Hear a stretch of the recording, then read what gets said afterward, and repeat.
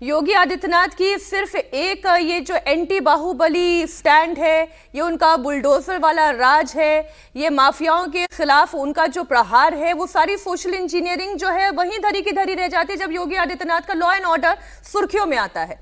अब खबर योगी आदित्यनाथ से ही जुड़ी हुई है। एक रिटायर्ड फौजी की बेटी की फरियाद सुनी उन्होंने और फौरन एक्शन लेते हुए 24 घंटे के अंदर उनका मकान दिलवा दिया। लखनऊ के इंदिरा नगर की कहानी है, जहां मकान पर चंदौली के रहने वाले दबंग बलवंत यादव ने कब्जा कर लिया था।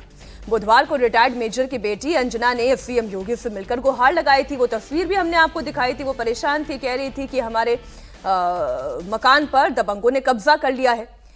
सीएम साहब ने फौरन एक्शन लिया और उसके बाद कल यानी बृहस्पतिवार को अंजना को उनका मकान मिल गया। उनके मकान पर बलवंत यादव ने फर्जी कागजों के सहारे कब्जा किया था और उस पर अपनी नेम प्लेट लगा दी थी।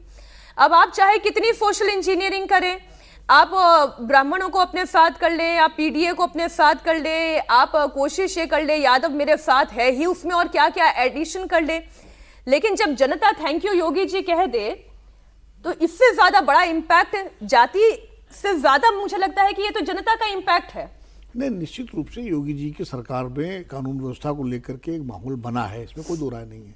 लेकिन उसमें भी अगर आप बारीकी में जाए ना, तो चलिए लखनऊ की घटना थी, बहुत अच्छा एक्शन लिया, प्रॉम्प्ट किया उत्तर प्रदेश पुलिस सरकार ने, योगी जी ने डायरेक्ट। लेकिन कितने लोगों की योगी जी तक पहुंच हो पाती है, कितने लोग जो है डीएम से नहीं मिल पाते आज भी। स्थितियाँ ये, जब आप नीचे देहात के लेवल पर, गांव के लेवल पर, दूर दराज इलाकों में जाएंगे तो स्थिति बिल्कुल अलग है। वहाँ आज भी दबंगई चल रही है और सिर्फ किसी एक जाति की नहीं है। जिसके पास बाहुबल है वो किसी जाति का हो, किसी वर्ग का हो, आज भी उनकी चल रही है।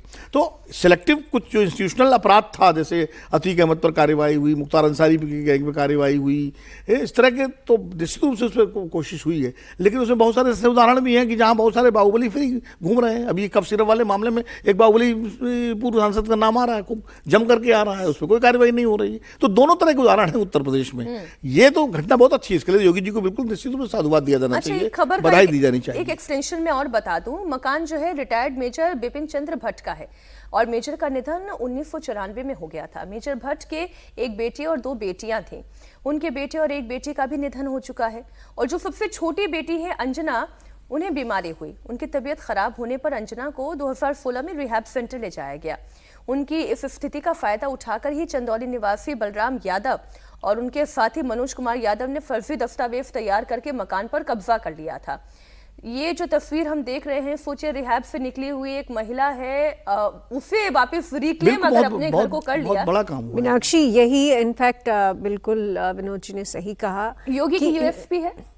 देखिए, योगी जी की बिल्कुल लॉ एंड ऑर्डर पे ये आम जनता से भी अगर आप बात करें, वो कहेंगे कि एक बहुत बड़ा बदलाव आया है। महिलाएं खासकर शहरों में, मैंने लखनऊ में देखा है, सुरक्षित महसूस कर रही है। लड़कियां जाती है, स्कूटीज़ पे जाती हैं, गलियों कोचों में से निकलती है, वो एक सेंस ऑफ सिक्योरिटी ज़रूर है। लेकिन साथ ही साथ ये कि कहाँ तक रीच होती है किसी भी चीफ मिनिस्टर की, पूरी एडमिनिस्ट्रेशन की, ये एक बहुत बड़ा सवाल है। जब सालों साल आप इस तरह से एनार्की, सालों साल law and order, Uttar Pradesh की जो पुरानी इमेज थी वो क्या थी? वो यही थी कि वहाँ लॉ एंड ऑर्डर नहीं, वहाँ गुंडागर्दी है। नोएडा जाने में एक वक्त पे डर लगता था, नोएडा के बारे में भी बोलते थे लोग कि नोएडा में नहीं रह सकते हैं।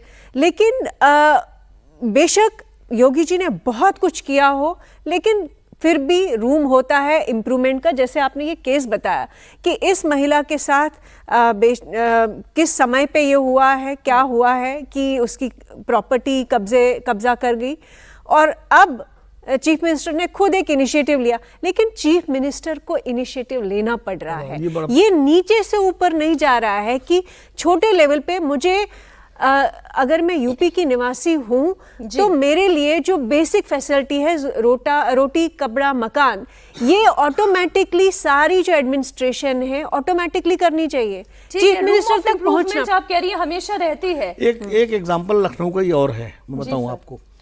एक हमारे दोस्त हैं, उनकी सिस्टर और उनकी बहनोई रिटायर्ड हैं बेचारे, उनके मकान पे ऐसे ही एक कथित पत्रकार ने कब्जा किया हुआ है लखनऊ में। कथित पत्रकार ने? हाँ, कथित पत्रकार ने कब्जा किया हुआ है। और पत्रकार वो भी बाहुबली होते हैं सर? ऐसे फर्जी, अरे वो पत्रकार का चोला मतलब मान लीजिए, उसमें क्या है, चोला। आजकल तो चोला ओढ़ना बड़ा आसान है। हाँ, मतलब कोई भी गुंडे बदमाश तो हाँ, पत्रकार वो भी एक आप वो कुछ बना का नाम लीजिए, इस्तेमाल साइट कर बना सकते हैं। लीजिए, हो गए आप। और कई वर्षों से वो बेचारे रिटायर्ड हस्बैंड भाई यहाँ नोएडा में रह रहे हैं किराए पे, और वो ढूंढ सब जगह चौखट पे चक्कर लगा चुके हैं और अभी तक उनको न्याय नहीं मिला। अब अगर हमारा कार्यक्रम योगी जी आप देख रहे हैं तो ये फरियाद भी आप तक हम पहुंचा दे रहे हैं। अब मैं उनका तो अगर भी मुझे आप- कोई संपर्क है, मैं उनको डिटेल दे दूंगा।